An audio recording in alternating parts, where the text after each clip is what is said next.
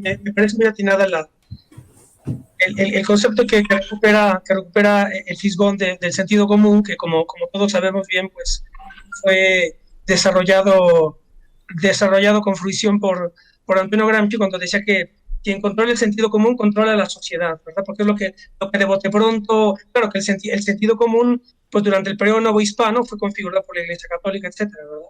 Claro, todo el proceso revolucionario a partir del siglo XIX y siglo XX fue en realidad una gran batalla histórica por modificar el sentido común, que es lo que la gente piensa de bote pronto sobre una u otra cosa.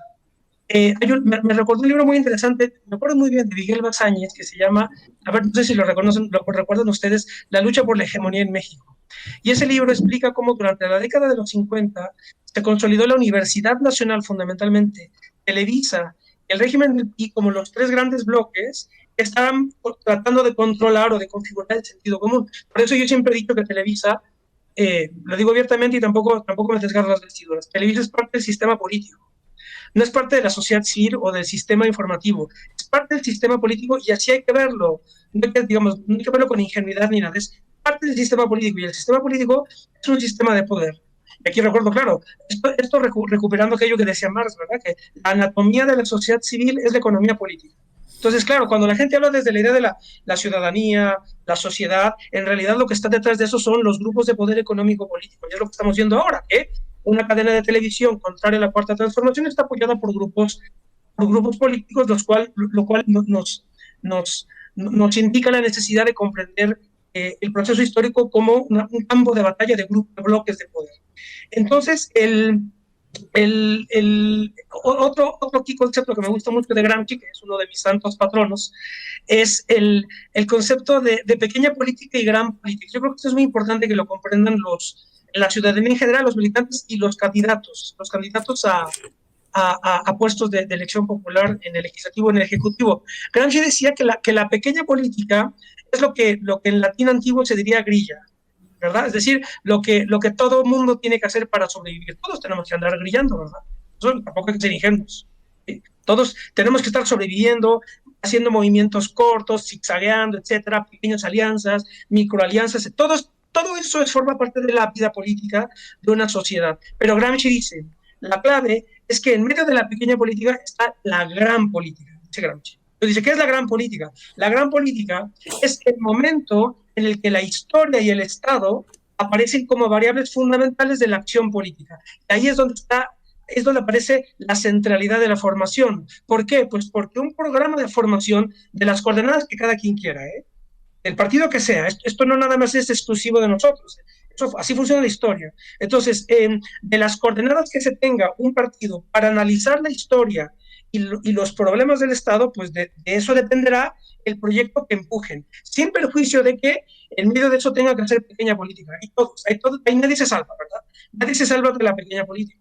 Pues claro, la formación, y esto también es una herencia de Marx, prácticamente la política como una gran actividad teórica es un fruto del trabajo de Carlos Marx, porque esto me acuerdo mucho que lo decía Indro Montanelli. No sé si se acuerda el fisgón de Indro Montanelli, este periodista clásico italiano, viejísimo, medio derechoso, pero extraordinario. Entonces él decía, a ver señores, el partido en Italia por excelencia era el Partido Comunista, y todos lo copiábamos. Eso era genial, porque decía, había autoridad, había jerarquía, había estructura, había disciplina y había una teoría. Y entonces todos con miedo veíamos, pues, claro, la teoría era del marxismo, etcétera, ¿verdad? Pues claro, la tradición, yo aquí me atrevería a decirlo así, la tradición de la izquierda es una tradición que le da un peso fundamental a la teoría. Por eso el programa de formación es tan importante, sin perjuicio de que todos tenemos que hacer pequeña política. Más o menos eso es lo que yo quisiera decir de bote pronto, es decir, en la izquierda y en Moreno se le da un peso muy importante a la teoría. No es estar especulando en el vacío ni pensando en cuestiones eternas o divinas, sino porque para nosotros la transformación de la realidad obedece a un proceso teórico, de reflexión teórica, y de reflexión intelectual. Entonces, el programa de formación, tanto del instituto como de candidatos, está dirigido en ese sentido.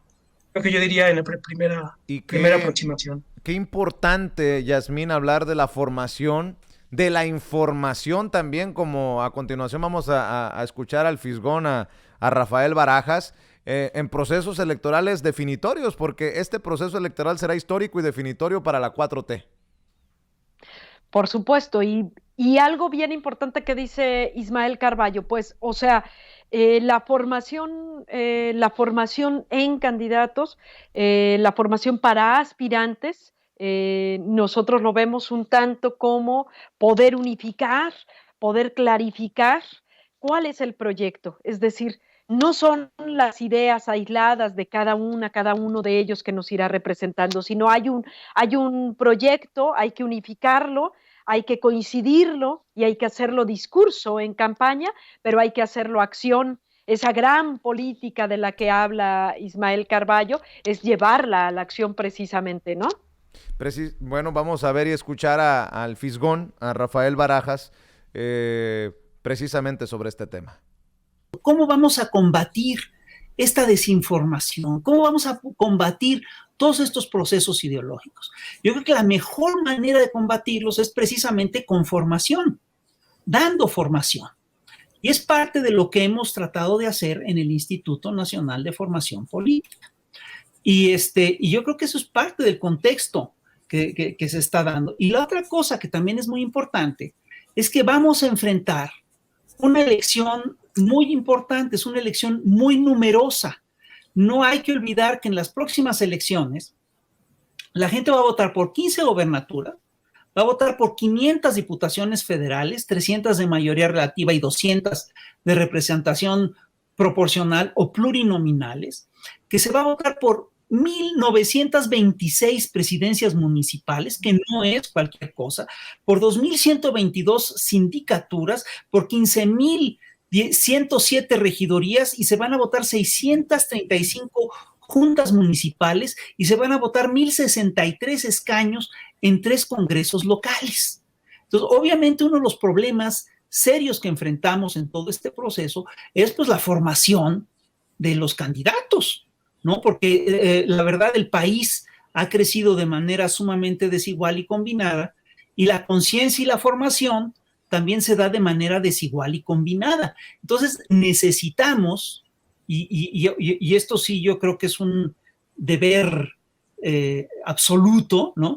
Necesitamos que nuestros candidatos tengan una formación sólida y que tengan por lo menos una plataforma mínima común, ¿no? Y que, entre otras cosas, entiendan la importancia del proyecto de Morena, que entiendan qué es lo que se está peleando, que entiendan a qué se están comprometiendo, ¿no? Y para eso, pues es necesario darle formación también a los candidatos. Por eso, precisamente, las preguntas del inicio en esta plática, querida Yasmín Ugalde. Sí, y es que, créeme, los ojos están puestos en este proyecto, los ojos están puestos en Morena y en esta elección que estamos a punto de vivir, que estamos comenzando ya estamos inmersas en ello, pues los ojos de la esperanza están puestos aquí. ¿Cómo no preguntarnos esto, no? O sea, es decir, vamos en alianza y esta alianza va mucho más grande que con los partidos, es una alianza con la ciudadanía y en esta ciudadanía también nos hace falta formarnos políticamente. Precisamente decía Fisgón al principio, decía, bueno, es que combatir la desinformación. También decía Ismael Carballo, bueno, quien controla el sentido común, lo controla también políticamente, ¿no? Y sabemos que los medios de comunicación se han vuelto parte del sistema político. ¿Cómo lograr que esa desinformación se vuelva en información que sea productiva para esta transformación? Y no solamente a la ciudadanía, sino también para las y los que nos irán representando, que como bien ya enumeraba aquí Rafael Barajas el Fisgón, estamos hablando de más de 20,000 personas. Las revoluciones están en un constante ataque. De eso también opina el Fisgón, porque hay que hacer nueva política. Es lo que dice Rafael Barajas. Las revoluciones casi siempre están en riesgo constante. y hay que mantenerlas y hay que hacer un trabajo serio por conservarlas y porque sigan avanzando.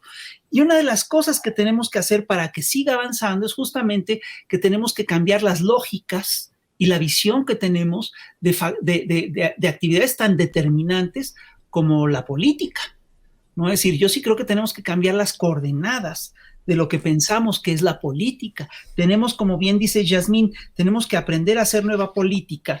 ¿Y esto cómo lo vamos a hacer? Bueno, con información, con formación, preparando a la gente, que sea entretenida, que sea importante, que se le mueva a la gente la cabeza, que haya nuevas ideas, que haya nuevas propuestas, con ética, gobernando para todos, gobernando para los de abajo, gobernando obedeciendo. Hay que cambiar la percepción también de lo que es política.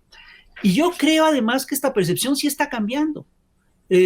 Yo no sé si se conservaron estas cifras, pero poco después del triunfo de julio del 2018, yo vi unas encuestas en las cuales había un porcentaje importante de la población, cosa sorpresiva, que empezaba a considerar a la política como una actividad correcta y decente, ¿no? Eso para mí fue una sorpresa, pero sí empezó a ocurrir y yo creo que se está profundizando. ¿Y qué es lo que nos permite ese cambio? Pues de repente te permite tener ese cambio, el tener políticos que no roban, que no hacen tranzas, que se forman para que los vacunen, que se esperan a que se les dé el turno de la vacunación, etcétera, etcétera, etcétera. Y aquí sí yo quiero decir que esta percepción está cambiando. Y esta percepción, yo ahora sí voy a retomar la provocación que me hizo Ismael, me gustó mucho. Es decir, la frase esta de Trotsky que te dice, es decir, tú sí le importas pues si a ti no te importa la política, tú sí le importas a la política. Yo creo que nuestro reto no es solamente que la gente entienda que la política es importante para ellos. Nuestro reto es que le guste. Nuestro reto es que la gente adquiera el gusto por la política y no solo eso, que se pueda sentir orgulloso de hacer política. Y yo creo que esa es una de las grandes transformaciones de la cuarta transformación. Y ahí vamos, ¿eh? Qué vara tan alta la que pone Rafael Barajas, el Fisgón. Yasmín Ugalde, ¿con qué reflexión cierras esta noche? ¿Cómo no va a decir eso Fisgón si digo, tiene el compañero Rafael Barajas, tiene una responsabilidad enorme en este Instituto Nacional de Formación Política? Pues en sus manos está esta gran labor de la cual nos está comentando en esta cápsula, es decir, cómo logramos que todas y todos en este país veamos la política de distintas maneras, comprendamos que no es que nos guste o no nos guste la política, es que nos han mostrado solamente un lado de la política. Cuando nosotros nos asumimos como seres políticos o seres políticas, sabemos que estamos inmersos en ella y cómo no vamos a hacer la diferencia. Cuando se nos decía, por ejemplo, en Morena, es que todos son iguales, y nosotros decíamos, pues no todos somos iguales. Lo que hace distinto a este movimiento y a este partido es que estamos nosotras y nosotros aquí. Yo no soy igual a estos políticos tradicionales. Hay formas de hacer política distinta, pero también para comprender esta nueva forma de hacer política es indispensable la formación política, también una forma distinta. Estamos formados o mal formados políticamente. Hay que darle una forma distinta a la política y eso es lo que nos dice Fisgón, y digo, él tiene una forma muy peculiar de hacer política, y no nada más eso, sino invitarnos a hacer política, ¿no? Así es, pues te agradezco mucho, Yasmín Ugalde, como todos los viernes que nos acompañes aquí en este espacio que también es tuyo. Te mando un abrazo, que descanses. Hasta luego, gracias, buenas noches a todas, todos. Gracias, es Yasmín Ugalde del Instituto de Formación Política de Morena.